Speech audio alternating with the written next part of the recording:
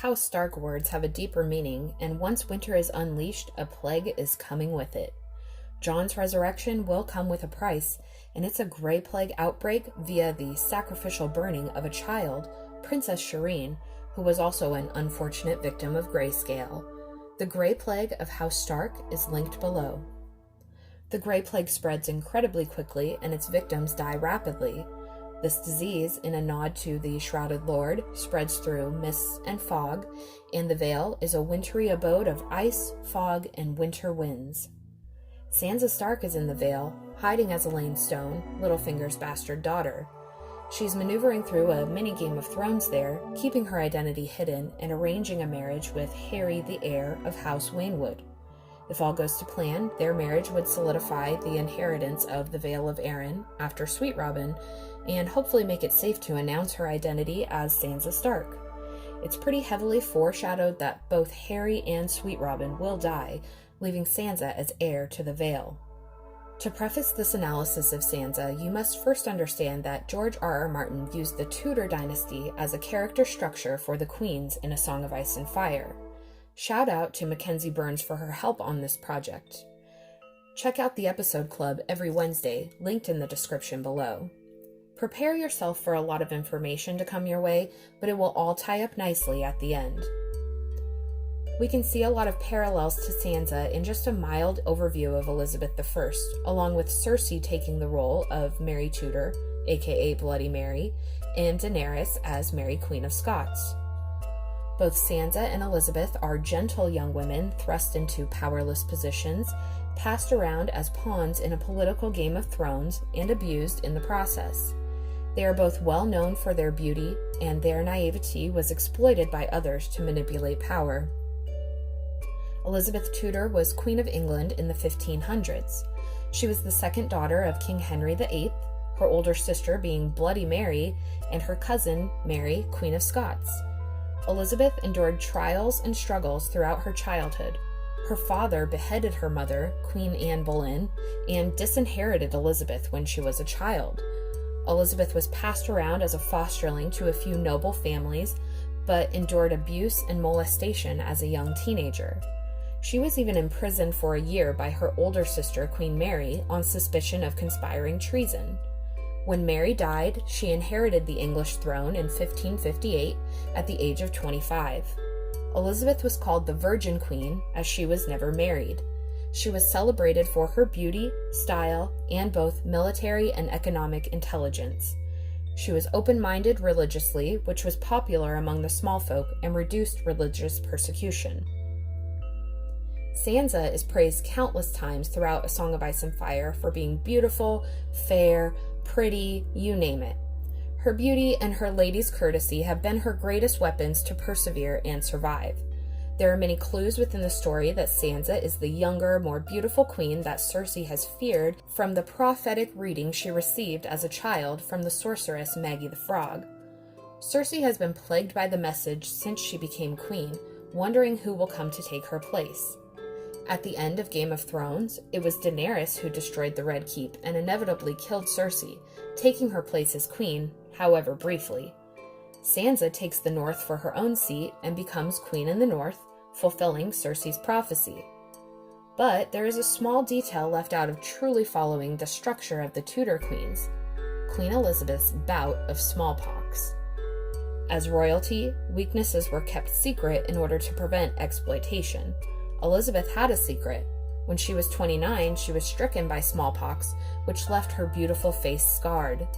The scarring wasn't as severe as many victims, thankfully, though her close friend and handmaid was scarred far worse, to the point where she was unrecognizable by her own husband. This was the start of Elizabeth's well-known fashion trend of wearing heavy white makeup. It was a method to cover her scars and keep her illness a secret. Even today, many historical texts leave out her bout with smallpox, an attempt to cover any weakness in royalty by the Grey Rats. Again, there are many mentions of Greyscale and the Grey Plague in the story. Greyscale isn't actually mentioned at all in A Game of Thrones, but the Grey Plague is mentioned twice, and both by Sansa. That evening, some women brought her clothes from the Tower of the Hand and some of Jane's things as well, but they seemed nearly as frightened as Jane, and when she tried to talk to them, they fled from her as if she had the Grey Plague. The guards outside the door still refused to let them leave the room. Sansa slipped in among them, murmuring greetings as she worked her way toward the front. She recognized black-skinned Jalabar Zo, gloomy Arryn Santagar, the Redwine twins Horror and Slobber. Only none of them seemed to recognize her, or if they did, they shied away as if she had the Grey Plague. Sickly Lord Giles covered his face at her approach and feigned a fit of coughing, and when funny drunken Sir Dantos started to hail her, Sir Balon Swan whispered in his ear, and he turned away. Do the Starks have an inherent resistance to the Grey Plague? Could Sansa perhaps contract the plague but survive, as very few do? This would leave her severely scarred, but alive, Sansa's worst nightmare. Perhaps we will see milder symptoms present in Sansa because of her Stark blood, or a variation on the disease itself. There could be one twist. As established, those who have been infected by Greyscale cannot contract the Grey Plague. Another way for Sansa to ensure survival would be a dose of Greyscale. How could she get this? Enter Fagon. Fagon's closest counselor is Jon Connington, who has a hidden case of Greyscale himself. Fagon has established a foothold in the Stormlands, taking Storm's End, Griffin's Roost, and several other castles, working his way towards King's Landing. Varys has infiltrated the Red Keep on Fagon's behalf, murdered Grand Maester Pycelle and Kevan Lannister. Cersei and the kids are next on the list, and Fagon Targaryen is taking back the Red Keep. On this note, he's going to start demanding fealty and creating alliances, and Sansa Stark, freshly widowed and Lady of the Eyrie and Winterfell, and still a virgin, seems like a really tasty little marriage alliance. Who better to send for this lovely lady than your closest advisor, Jon Connington, to entreat on behalf of King Aegon Targaryen. And, to sweeten the deal, a touch of Greyscale. I wish you could see yourself, my lady. You are so beautiful. You're crusted over with snow like some little bear cub, but your face is flushed and you can scarcely breathe. Though Queen Elizabeth never married, she had one man in particular that she was close to, Robert Dudley, but he was not highborn enough to marry the Queen. They even endured a scandal when Robert's wife died under mysterious circumstances. At one point, to divert attention from the scandalous relationship between Robert and Elizabeth, a prospect of marriage was offered to Mary Stuart, Queen of Scots, but both Mary and Robert declined this idea. This prospect was introduced in 1563, which incidentally was during the time that Elizabeth was in quarantine due to her smallpox. There are many parallels with Daenerys and Mary, Queen of Scots. She and Elizabeth were cousins, and Mary stood to inherit England, and many believe she had the stronger claim. The two women tried to remain cordial as cousins, Mary feigning submission but ever looming with the threat of reclaiming England. Mary struggled to get the support of her people as a female leader, but also because she was raised in France for her childhood due to political dangers in Scotland. Mary was forced to flee Scotland as a newborn and inherited the Scottish throne when she was only 6 days old. Her first husband was the Dauphin of France, who died shortly into their marriage and was the catalyst for Mary's return to Scotland. When we consider Dany's parallel to Mary Stuart, we may even consider Robert Dudley to be a Fagon figure. We can see the structure of these women's interpersonal political struggles, and even observed this in the show with Sansa receiving the support of the Lords of Westeros, while Daenerys was viewed as a foreign queen. If we consider this storyline of Sansa and Fagon developing a relationship before Daenerys even gets to Westeros, the parallels make themselves even more noticeable. Sansa becomes infected by Greyscale while being courted by Fagon. She begins to show symptoms and goes into hiding, unable to meet King Aegon and becoming increasingly scarred. When Daenerys comes to Westeros, she immediately seeks out Fagon as her nephew and competitor for the Iron Throne.